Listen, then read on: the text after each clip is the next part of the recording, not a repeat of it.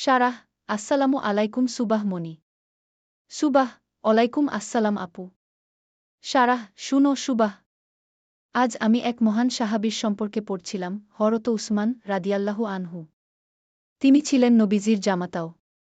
নবী করিম সাল্লাল্লাহু আলাই সাল্লাম তাকে এক নয় দুজন কন্যার সাথে বিবাহ দিয়েছিলেন।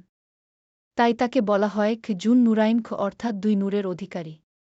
সুবাহ, তিনি কিভাবে ইসলাম গ্রহণ করেছিলেন?